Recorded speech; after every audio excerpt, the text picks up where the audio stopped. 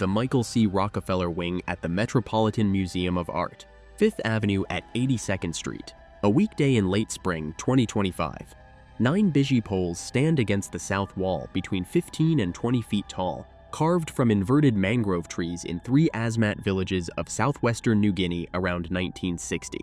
5 of them came from a village called Omadisep. 4 of those 5 were bought by the young man whose name is on the wing. He has been dead for 64 years. I have gone back to this story more often than I expected to. Michael Clark Rockefeller was 23 years old when he disappeared into a tidal estuary in southwestern New Guinea on November 19, 1961. He was the son of Nelson Aldrich Rockefeller, the governor of New York at the time, and one of 6 heirs to a fortune his father had divided into 6 equal portions in 1934. He was the great-grandson of John D. Rockefeller, the consolidator of Standard Oil, who had died in 1937, the wealthiest American who ever lived. 2 Dutch missionaries who spoke the Asmat language filed independent reports within 4 weeks of the disappearance, naming the killers and the motive. One of them included a single sentence in capital letters in his December 15th report. It is certain that Michael Rockefeller was murdered and eaten by Otsjanep. A Dutch patrol officer who had sold Michael Rockefeller his catamaran the month before was assigned the following year to investigate. He was eventually shown a human skull lacking its lower jaw, with a small hole at the right temple. He turned it over to Dutch authorities. Its whereabouts after that day are unknown. A secret cable from the governor of Dutch New Guinea to the Minister of the Interior in The Hague, dated December 21, 1961, recommended not informing Nelson Rockefeller or the press. By Dutch district officer accounts of the time, 6 steel machetes equaled the bride price for 2 wives in the Asmat economy. Michael Rockefeller was reportedly offering 10 machetes per preserved head. Nelson Rockefeller chartered a Boeing 707 from Pan American World Airways for $38,000 and was on the ground in New Guinea within 72 hours. The Dutch Navy, the Royal Australian Air Force, helicopters, front page of the New York Times. They never found a body. 3.5 years earlier, a Dutch officer named Max Lepre had led a punitive raid into Otsjanep and shot dead 5 named men: Ferichem, Aken, Summit Ipi.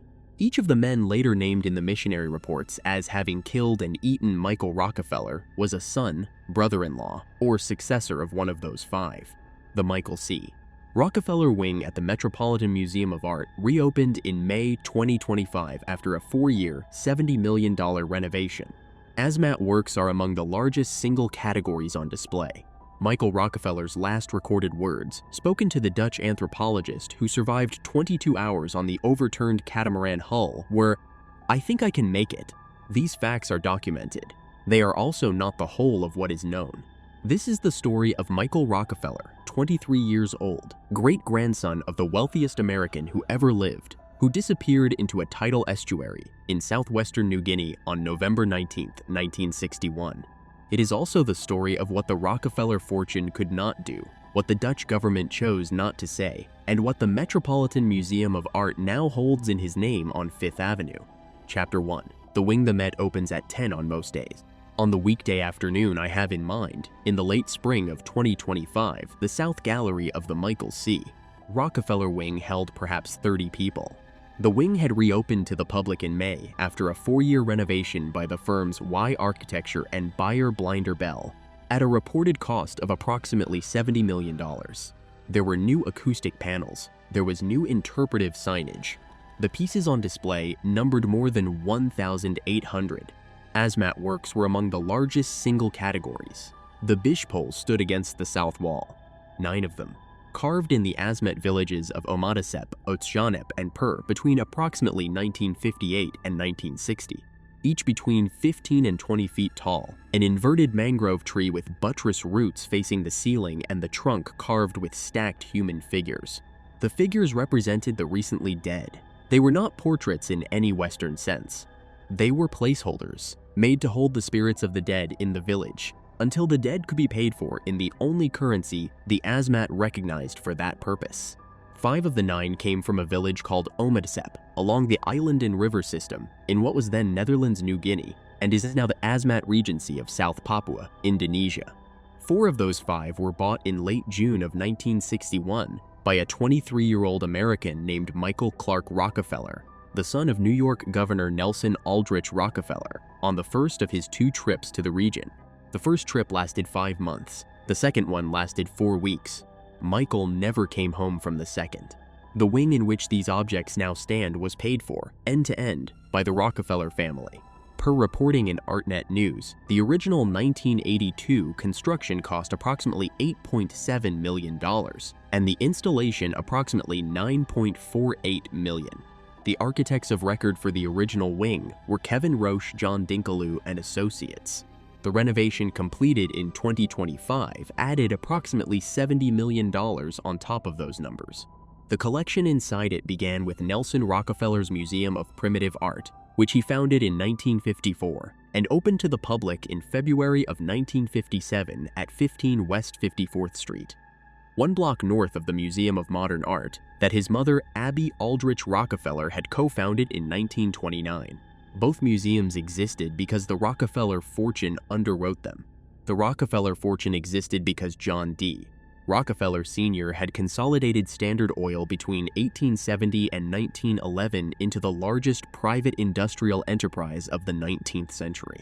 He died in 1937 worth approximately $1.4 billion in the dollars of his time.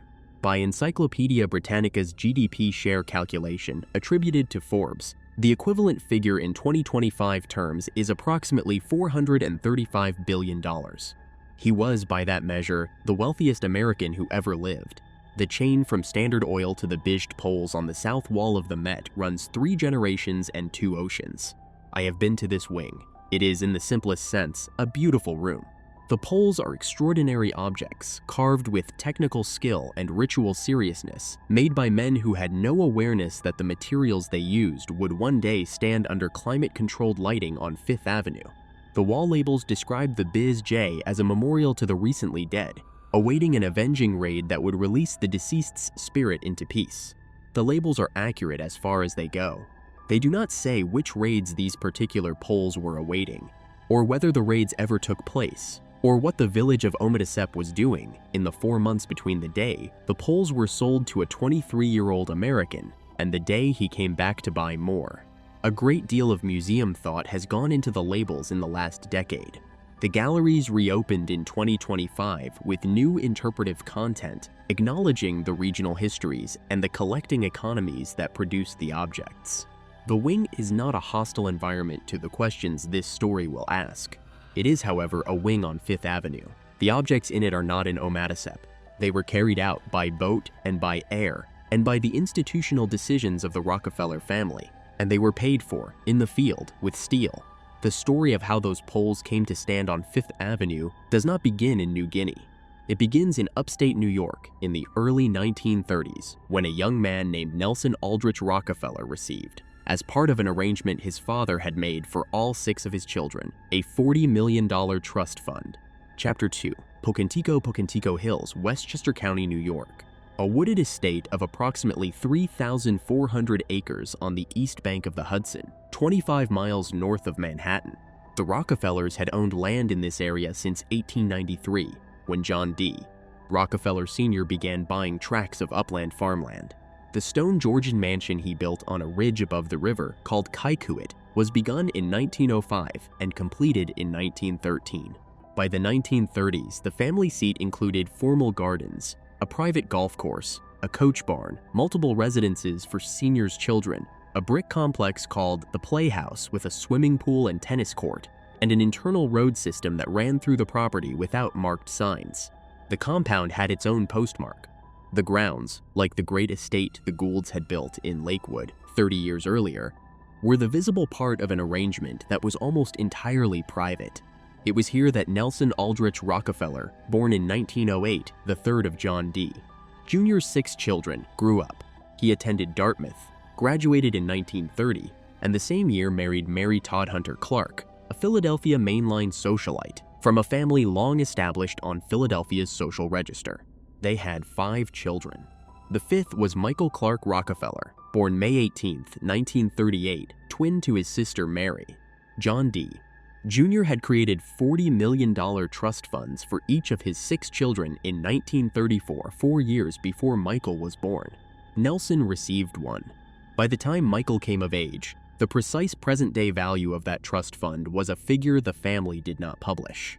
What is known publicly is that when Nelson died in 1979 at the age of 70, his personal net worth was estimated at approximately $1 billion, and the family's collective holdings were significantly larger. By the standards of mid-century American wealth, the Rockefellers existed in a category that contained only themselves, the DuPonts, and possibly the Mellons. I want to pause on a small detail. In the Union Church of Pocantico Hills, which sits on the southern edge of the family compound on Bedford Road, there is a stained glass window designed by the painter Marc Chagall. The window was commissioned in memory of Michael Clark Rockefeller, who at the time of its commission had no grave, no body, and no documented site of death. The window depicts a figure rising. It is rendered in Chagall's characteristic palette, blues and reds and goldens.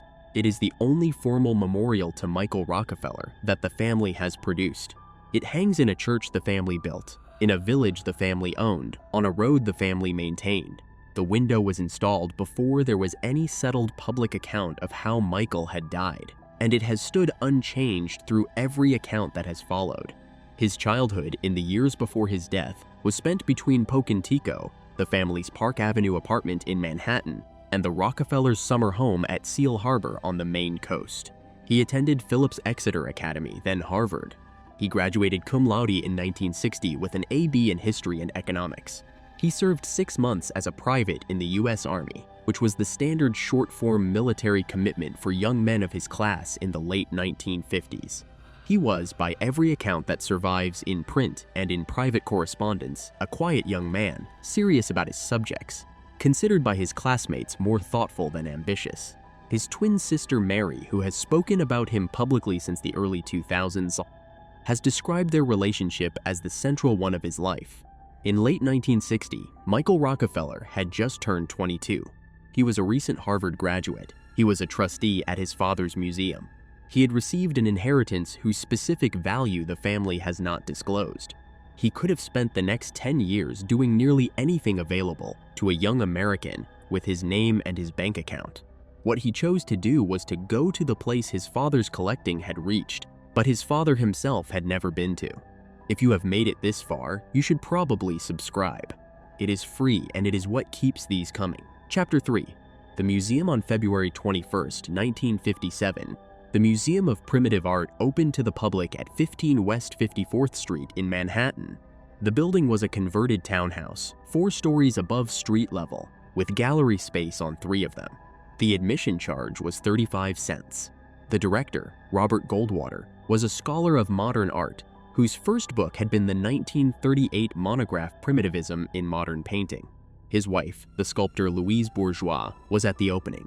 The collection on display that morning numbered approximately 500 works: African masks, pre-Columbian gold, Pacific Island figural sculpture, Inuit and Native American objects, a few pieces from the smaller and less well-documented collecting categories, including a small representation of work from a region called the Asmat, on the southwestern coast of what was then a Dutch colonial possession called Netherlands New Guinea. The museum had been chartered 3 years earlier, in 1954, by Nelson Rockefeller, then 46 years old, as the Museum of Indigenous Art, with the Mexican art scholar René Darnoncourt as principal officer. It was renamed the Museum of Primitive Art in December of 1956. The term primitive, in the language of the period, did not yet carry the freight it would acquire. It described what the academic discipline of the moment described as the art of peoples without writing systems, who lived outside the European and Asian traditions, and whose work the established museums of the era did not collect.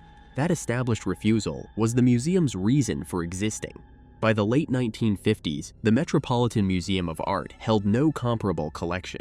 The Museum of Modern Art, 1 block south of the new museum on 53rd Street, treated non-Western objects primarily as influences on European modernism, the source material from which Picasso had drawn African masks and the Surrealists had drawn oceanic figures.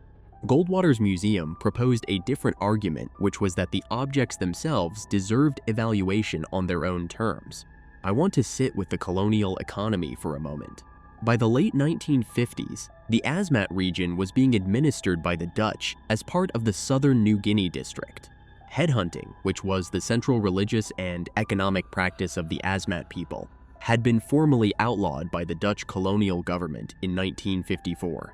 Catholic Sacred Heart missionaries, who had arrived in Agats in 1953 under Father Geverd Zigwaard, were the principal European presence on the ground.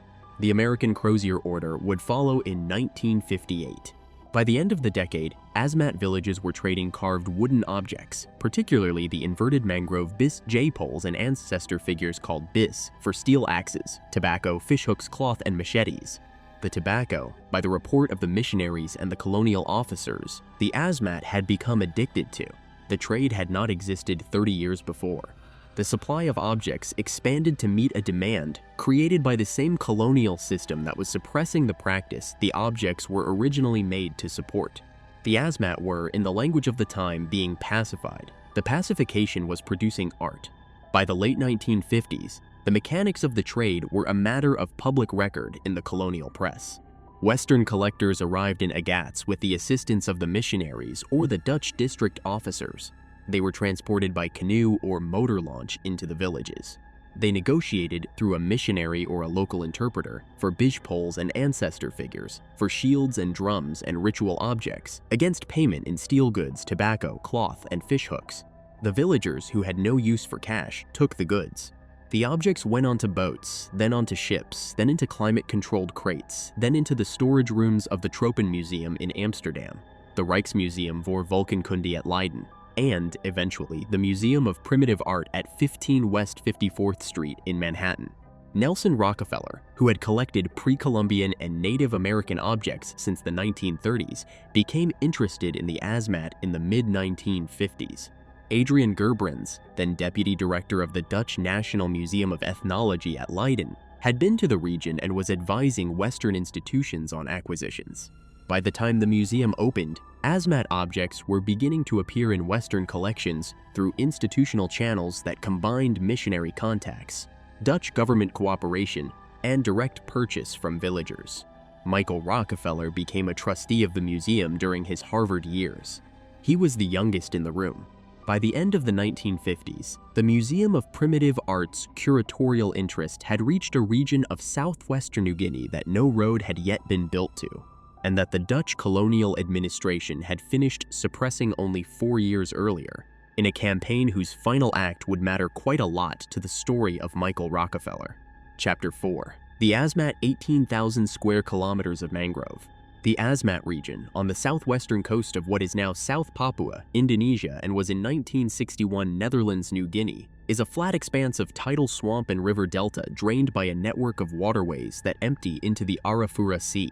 There are no roads. There were not in 1961, and there are not now.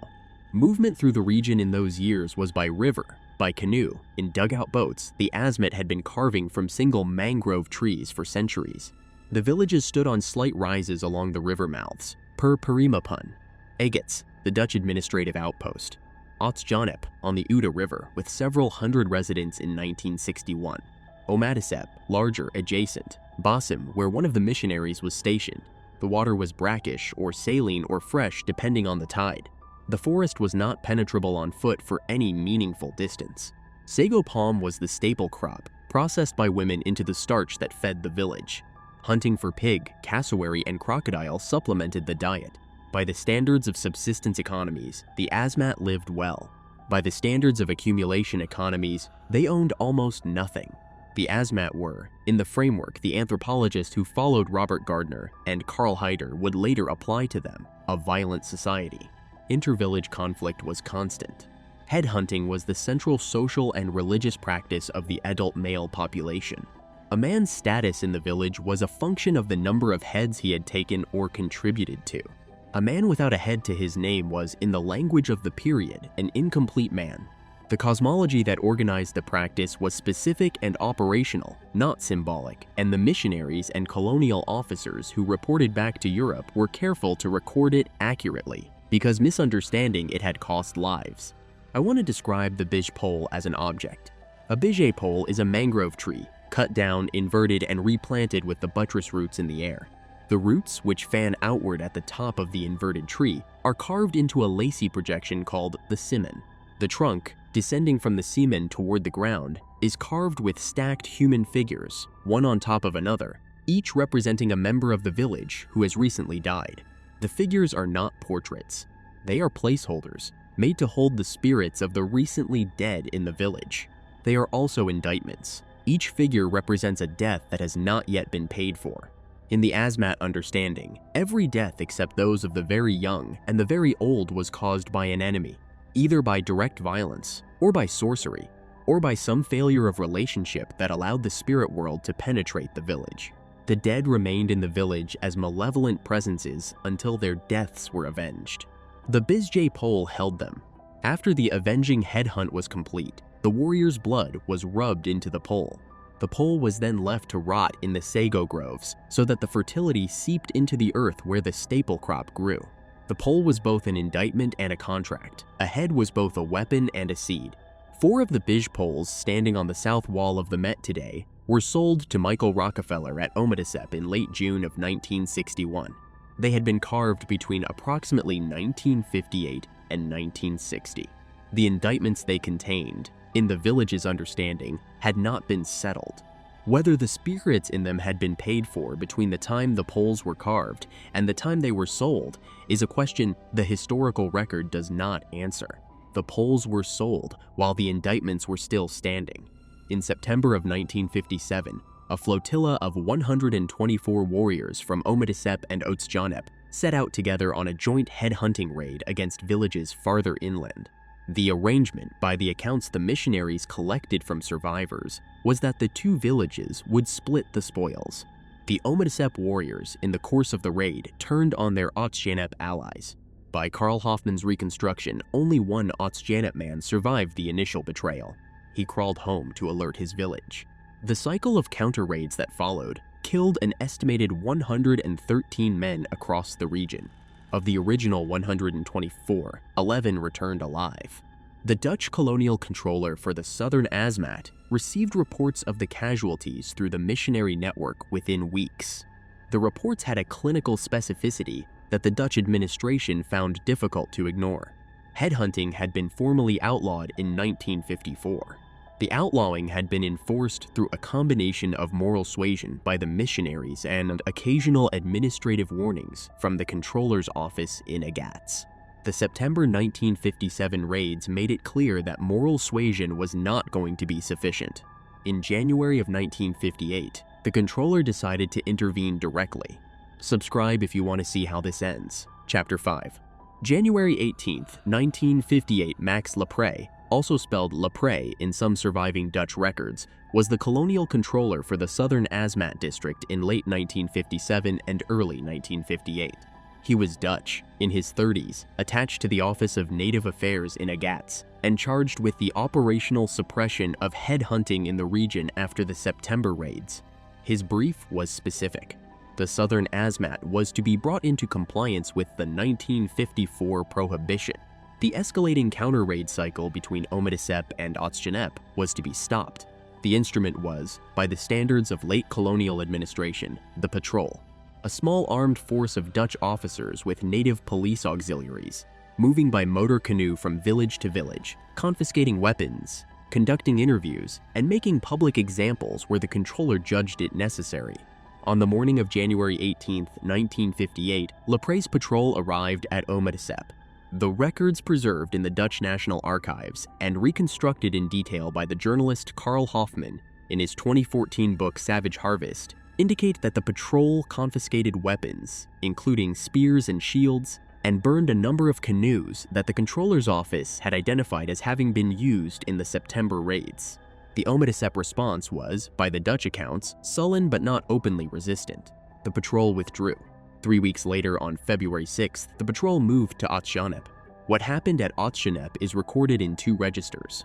In the official Dutch register, the patrol encountered armed resistance from a group of Otsjanep men who had been identified by the missionaries as the principal organizers of the counter-raid cycle. In the course of the confrontation, the Dutch police opened fire. 5 Otsjanep men were killed. The patrol withdrew. The matter was, in the language of the dispatch sent back to Agats, resolved. In the Azmat register, what happened was different. I want to name the men: Farachim, Osam, Akon, Samut, Ipi. Each of them, by the village's reckoning, and by the records the missionaries collected over the years that followed, was a senior man. Each was the head of a Joe, the men's house that was the political and religious unit of the Azmat village. Each had taken heads in his life. Each had sons or brothers-in-law in the village. The Dutch dispatch did not name them. The Dutch missionaries, who spoke the Azmat language, named them. In Azmat cosmology, what had happened at Otsjanep was not the resolution of a colonial intervention. It was the creation of an unpaid debt. 5 senior men had been killed. Their deaths had been caused, in the village understanding, by enemies. Those enemies were Dutch, equipped with rifles, supported by a colonial administration capable of unlimited reinforcement. The village could not, by any reasonable calculation, collect the head debt against the Dutch. The Dutch knew this, the village knew it, but the debt remained. The bish poles for the 5 men began to be carved. The stacked figures on the inverted mangrove trees, one above the other, held the spirits of Faratsjam and Osam and Akon and Samut and Ipi. Their relatives waited. Time passed. 3 years passed. During those 3 years, the Azmat region underwent significant change. The missionary presence expanded. The colonial economy of barter goods, the steel axes and tobacco and fish hooks and machetes, penetrated the villages further. The market for carved objects, particularly the bizje poles and the ancestor figures, accelerated. Western collectors arrived in increasing numbers, bringing harder currency in the form of premium-grade trade goods. The Dutch district officers, in their reports to Agats, noted that the demand for preserved heads, which the colonial administration had outlawed 7 years earlier, was rising along with the demand for the carved objects associated with them. One officer wrote that a Dutch trader had been approached by an Azmat man asking permission to conduct a head-hunting raid for the express purpose of producing a preserved head to sell. "Please, sir, just one night," the request ran. In Otsjanep, the bizje poles continued to be carved. The relatives continued to wait. By the standards of the regional historiography, the years between 1958 and 1961 were the high watermark of the Azmat trade. Steel was reliable, tobacco was abundant, the market price for a preserved head was rising. The carved bij poles, with standing examples in nearly every Jew of nearly every village, tracked the same curve. The trade was producing what the regional administration described as economic development. The village of Otsjanep continued to carve poles. Among the spirits, the new poles were made to hold. In the years between Lepre's patrol and the arrival of the next white visitor to the village, were Faratsjam and Osam and Akon and Samut and Ipi. In late June of 1961, 3.5 years after Lepre's patrol, a 23-year-old American named Michael Clark Rockefeller arrived at Omasep village and purchased 4 biaji poles. He paid in steel machetes. The poles were carried to the coast and shipped. He returned to the Harvard Peabody Expedition Base on the other side of the Central Highlands, where he was working as the sound recordist on a documentary film. He would come back. Chapter 6. The sound recordist Robert Gardner, born in 1925, was the director of the Film Study Center at Harvard's Peabody Museum of Archaeology and Ethnology. He was 35 years old in the spring of 1961. His training was in anthropology, and his ambition for the season was to make a feature-length documentary about a people in the Central Highlands of Netherlands, New Guinea, the Dani. The Dani lived in the Baliem Valley, an upland basin that had been formally contacted by the Dutch administration in the late 1930s and visited only intermittently in the 2 decades since. They were horticulturalists, gardeners of sweet potato and taro. They were also at war. The valley's villages maintained an active ceremonial warfare cycle, in which raiding parties from opposing alliances met at agreed-upon battlefields, fought with spears and arrows, and produced periodic deaths that triggered the next iteration of revenge. Gardner saw, in that cycle, the structural skeleton for the film he wanted to make. The Peabody team that spring included Carl Heir, the Harvard anthropology graduate student, who would later write the standard ethnographic monograph on the Dugam Dani, and a 22-year-old named Michael Clark Rockefeller, recruited as the team's sound recordist.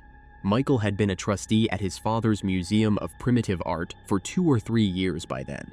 The Peabody expedition was his first sustained field work in the discipline he had been a financial sponsor of since his late teens. From April through August of 1961, the expedition based itself in the Baliem Valley, near the Dutch government outpost at Wamena. The team filmed continuously. Gardner shot the visual material that would later become Dead Birds, an 85-minute documentary released in 1963, and now generally considered one of the foundational works of ethnographic cinema. Michael, working alone in the field with a Nagra portable tape recorder, accumulated approximately 37 hours of audio. Ceremonial chanting, conversations through translators, village ambient sound, the sounds of the warfare cycle that was the documentary's central subject. Decades after his death, the audio would be reassembled by other filmmakers into the imageless film expedition content released in 2020. In late June, midway through the season, Michael took a short leave from the expedition base. He had a plan that the team had not been told the full extent of. He intended to go to the Asmat region, several hundred miles south across the Central Highlands, and to begin acquiring objects for the Museum of Primitive Art in Manhattan. The trip lasted approximately 2 weeks. He was accompanied, for part of the route, by Adrian Gerbrands, who had been to the region before and who was advising Western institutions on Asmat acquisitions. They traveled by motor launch from Agats up the island and river system, visiting villages along the way, paying in tobacco and steel for the objects the villagers were willing to sell. At Omatisep, Michael bought 4 bijpoles. He paid in machetes. By the standards of an American 23-year-old with a discretionary inheritance, the price was almost nothing. The poles were inventoried, packaged for shipment, and consigned to a coastal collection point. They would not arrive in Manhattan for a year. By the time they did, the man who had bought them would be dead. I want to pause on a small fact that becomes important later.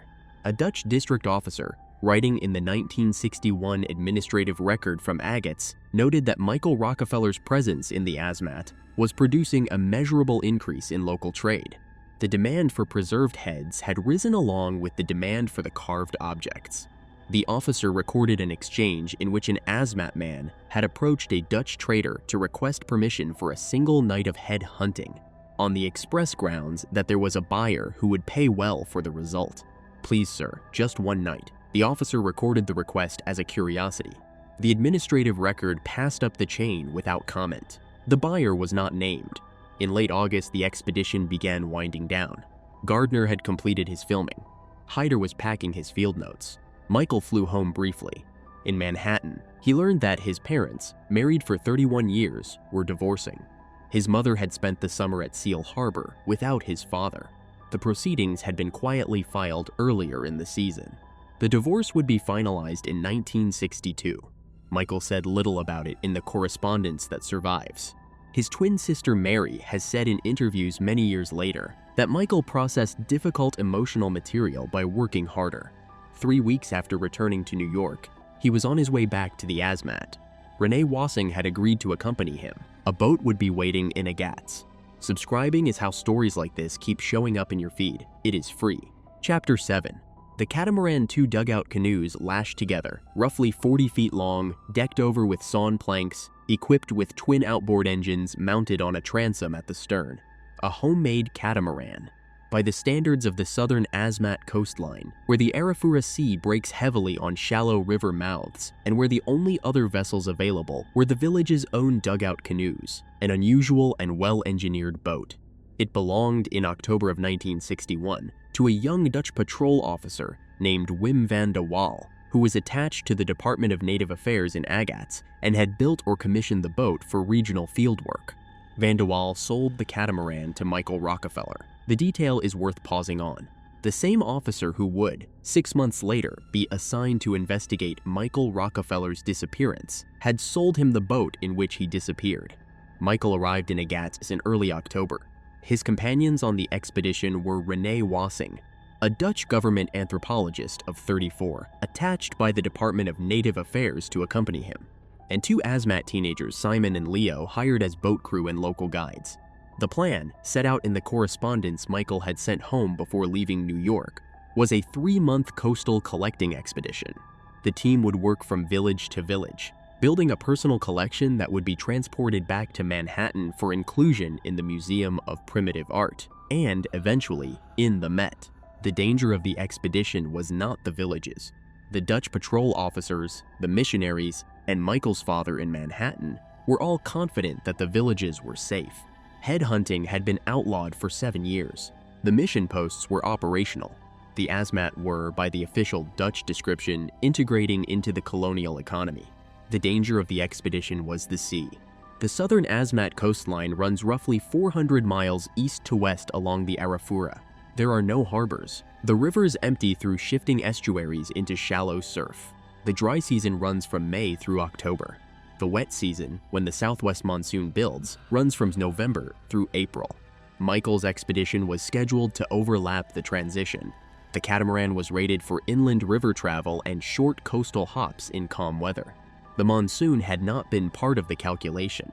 By late October, the team had visited approximately a dozen villages.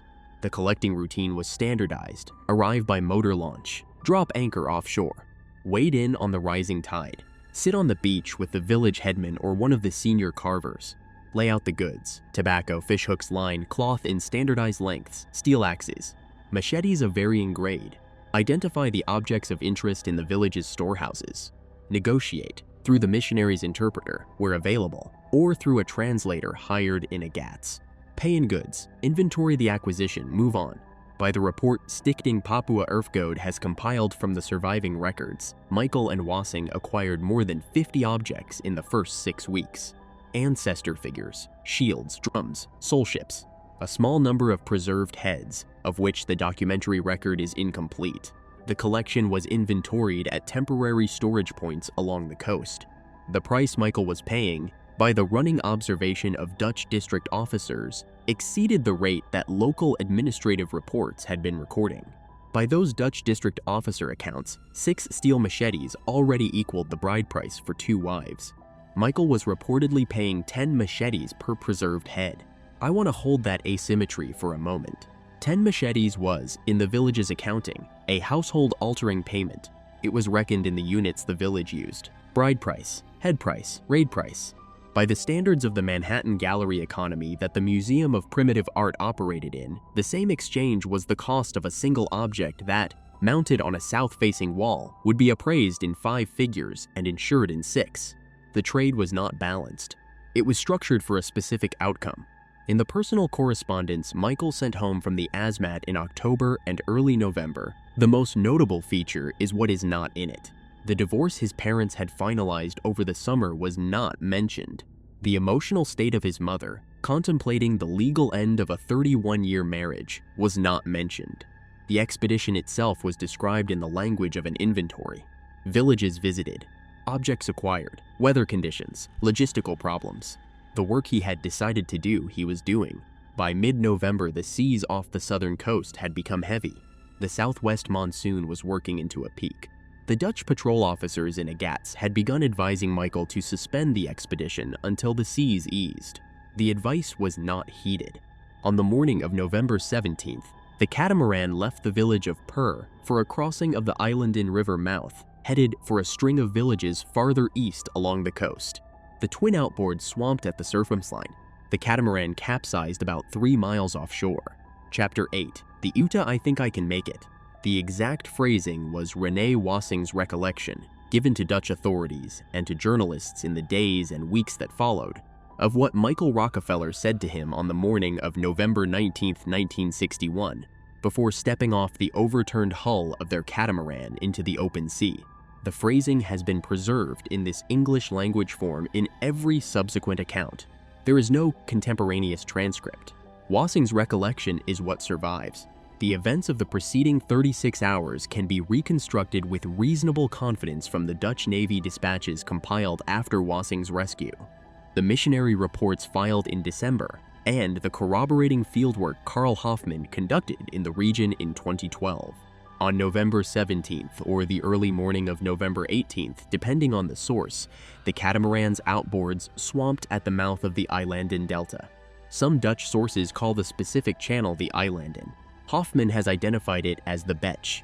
Both names refer to the same broader system. By Hoffman's reckoning, The capsize occurred in heavy surf roughly 3 miles offshore, though the hull drifted significantly farther before the search began.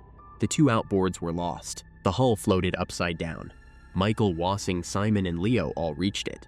After dusk, the 2 Asmat teenagers decided to swim for help. They reached shore that night. They eventually made contact with a missionary post at Basim, which alerted Agats by radio. Michael and Wassing remained on the hull. The Arafura Sea is shallow and warm. The tide and an offshore wind carried the boat steadily seaward through the night. By the morning of November 19th, Wassing estimated by sun position and the shoreline's distance that the hull was approximately 12 miles offshore. The sun rose, the sea flattened. Michael, after waiting through the morning hours for the rescue craft that the Dutch were by then almost certainly searching for, decided that the rescue was not going to arrive in time. He stripped to his underwear. He tied 2 empty metal jerry cans painted red around his waist as flotation. He said the words Wassing would later report.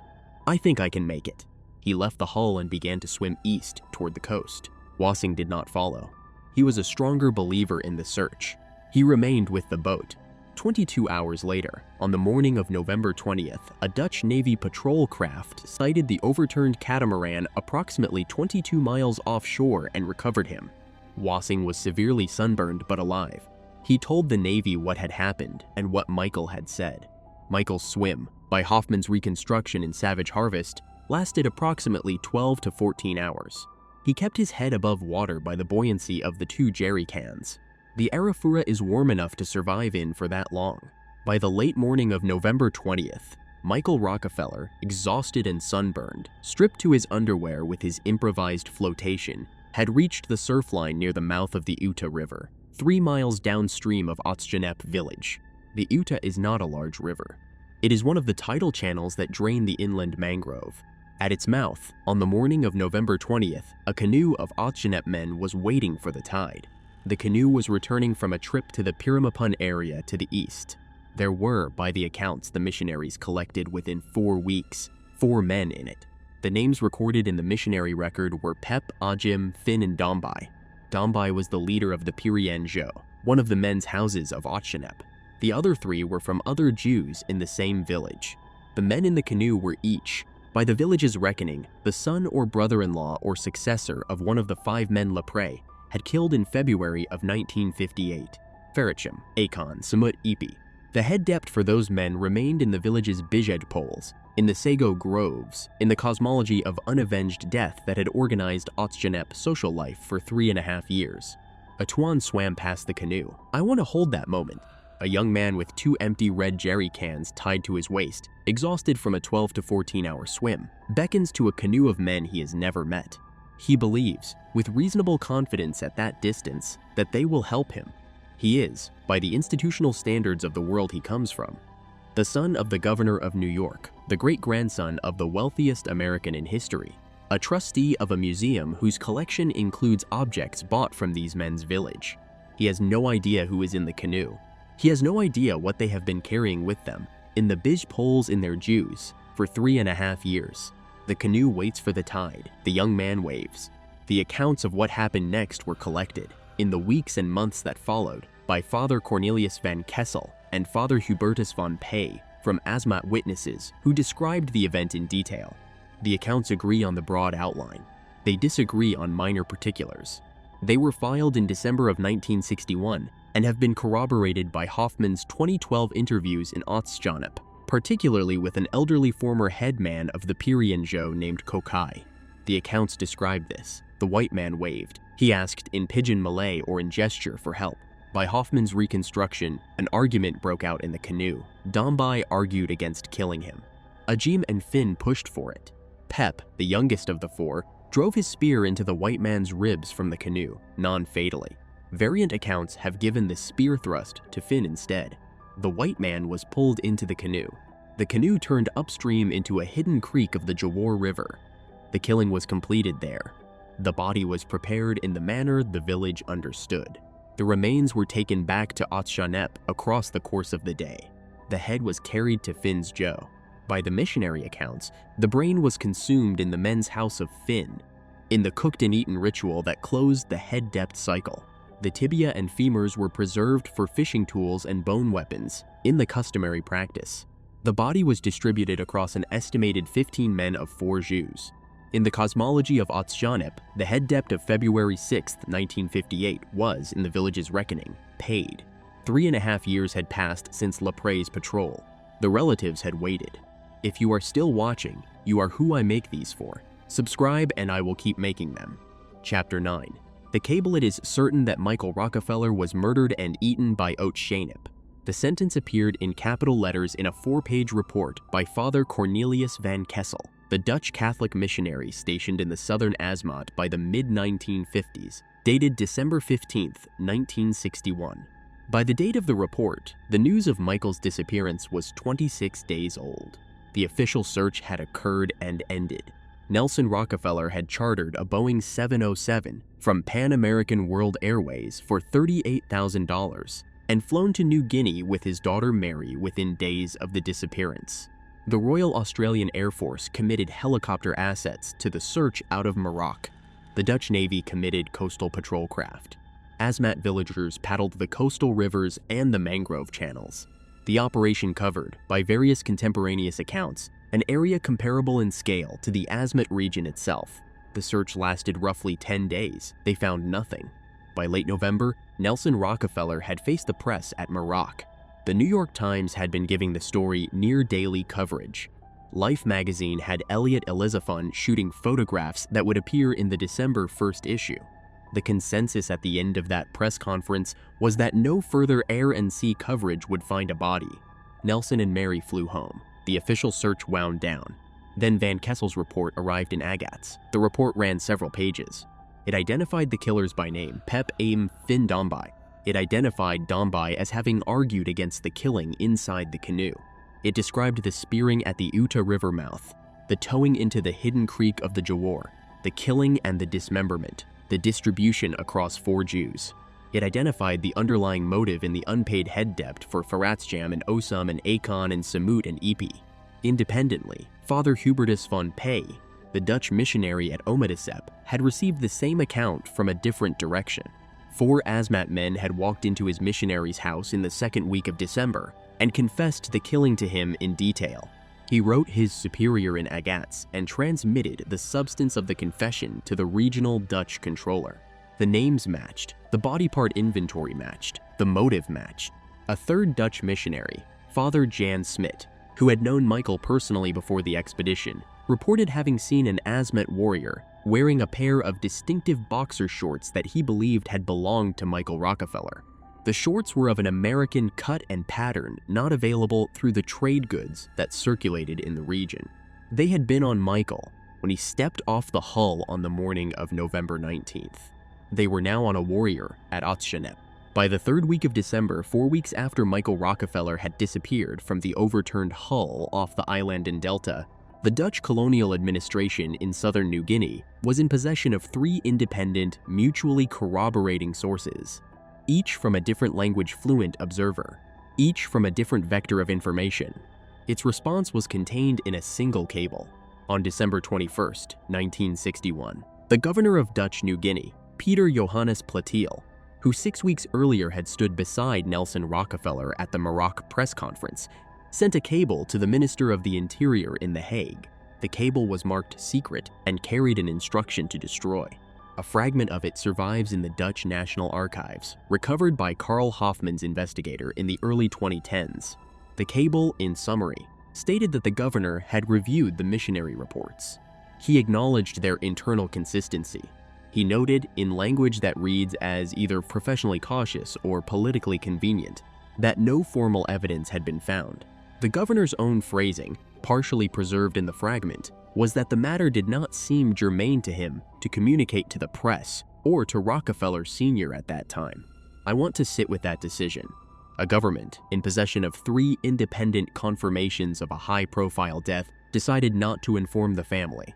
The family had spent $38,000 on a chartered Pan-American jet and the deployment of the largest air-sea search the region had ever seen.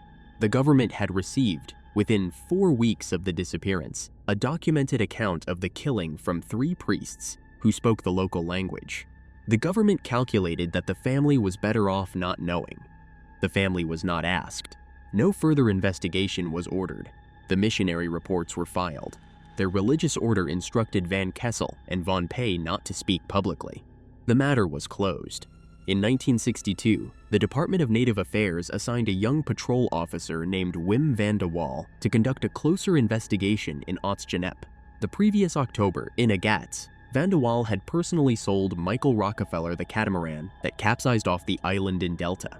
He spent 3 months in Otsjanep, working through an Asmat language interpreter, interviewing the warriors who had been in the canoe and compiling notes. Toward the end of the assignment, the village elders showed him a skull. The skull lacked its lower jaw. It had a small hole, the size of a pencil tip, at the right temple. The shape and the placement of the hole, as Hoffman's reporting later confirmed against Asmat ritual practice, was the standard signature of a head-hunted skull whose brain had been extracted and consumed in the men's house. Van de Waal photographed the skull. He turned it over to Dutch authorities in Agats. He was not asked to file a written report of his findings. He was quietly reassigned. The skull, after its transfer to Dutch authorities, disappeared from the documentary record. Its whereabouts after 1962 are unknown. In 1968, Van de Waal moved to Tenerife in the Spanish Canary Islands. He did not speak publicly about his investigation for more than 50 years. He spoke to Carl Hoffman in 2012. The corroborating accounts that followed did not reach the American public. In 1969, the journalist Milt Mocklin traveled to the southern Asmat, interviewed Father Van Kessel, and published the result in 1972. The book reached a small readership. In the 2000 documentary Keep the River on Your Right, the painter Tobias Schneebaum, who had lived 4 years in the Asmat, stated on camera that Otsjanep villagers had described the killing to him in detail. The film reached a small audience. In 2014, Carl Hoffman published Savage Harvest, which for the first time presented the full chain of evidence to a general American readership. The book reached the New York Times bestseller list and became the most widely read account of the disappearance. The Rockefeller family has, across the 6 decades since, declined to endorse the reconstruction. Mary Rockefeller Morgan, Michael's twin sister, has maintained in her memoir, published in 2012 as Beginning with the End and reissued in 2014 as When Grief Calls Forth the Healing, that the available evidence points to drowning, not to a killing on shore. The rumors of Michael having reached land, she has written, had circulated for many decades without being substantiated by physical evidence. The family has not requested DNA testing of any skull. The skull Van de Waal surrendered in 1962 is not available for testing. No remains attributable to Michael Rockefeller have been authenticated by forensic means. The reconstruction in the most precise legal sense is a reconstruction. The Michael C. Rockefeller Wing at the Metropolitan Museum of Art reopened to the public on May 31, 2025, after a 4-year, $70 million renovation. Chapter 10. The Wing again on May 31, 2025, the Michael C. Rockefeller Wing reopened to the public. The renovation had taken 4 years. The cost was approximately $70 million. The architects of record were Y Architecture and Beyer Blinderbell. The contents of the reopened wing, by the Met's own count, include more than 1,800 objects from the Pacific, Africa, and the Americas. Asmat works are among the largest categories, occupying a sequence of galleries on the south side. On the south wall under windows that look out across Fifth Avenue stand 9 Bijay poles, drawn from the villages of Omadisep, Otsjanep, and Pur.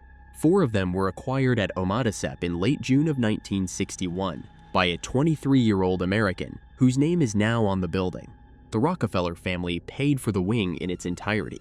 Per ArtNet News, the original 1982 construction cost approximately $8.7 million, and installation a further $9.48 million. The 2025 renovation added approximately $70 million more. The architects of the original wing were Kevin Roche, John Dinkeloo, and Associates. The Met has named no other wing for a young man who died collecting the objects in it.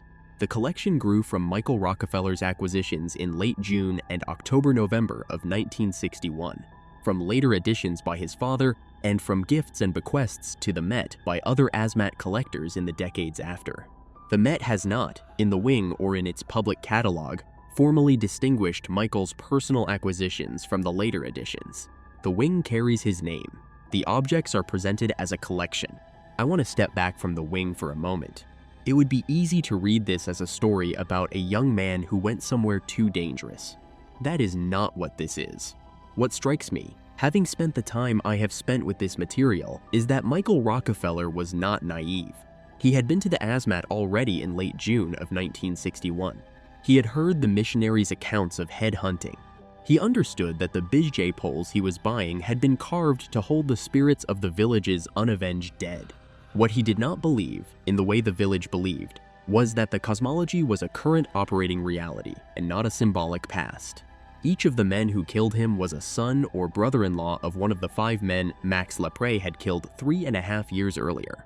The objects came back. He did not. What survived is the wing. What did not survive is Michael. What did not survive is the skull Wim van de Waal turned over to Dutch authorities in 1962. What did not survive, by the testimony of the village itself, is the head debt of Otsjanep, which was paid on the bank of the Jawor River on the morning of November 20th, 1961. What did not survive, in any usable archival form, is the December 21st, 1961 cable from the governor of Dutch New Guinea to the Minister of the Interior in The Hague. What did survive is the colonial chain of cause and consequence that produced the killing. It is today public knowledge. The Michael C. Rockefeller wing at the Metropolitan Museum of Art, 5th Avenue at 82nd Street. A weekday in late spring 2025. 9 bij poles against the south wall. The objects are the same objects. The wing has been renovated. The acoustic dampening is new. The interpretive signage is new. The objects are the same. I think about the bij poles often. 9 inverted mangrove trees, 15 to 20 feet tall, carved around 1960 to hold the spirits of the recently dead. 4 of them, all from Omadisep, were bought in late June of 1961 by a young American whose name is now on the wing. He paid in steel, more than the bride price of 2 wives per pole. He came back 5 months later to acquire more. He swam past a canoe at the mouth of the Uda River with 2 empty red jerry cans tied to his waist. He never came back. The objects came back instead. Michael Rockefeller's last recorded words were that he thought he could make it. He could not. He was 23. The Michael C. Rockefeller wing at the Metropolitan Museum of Art is open Tuesday through Sunday. This is what this channel is for. Subscribe, and I will see you on the next one.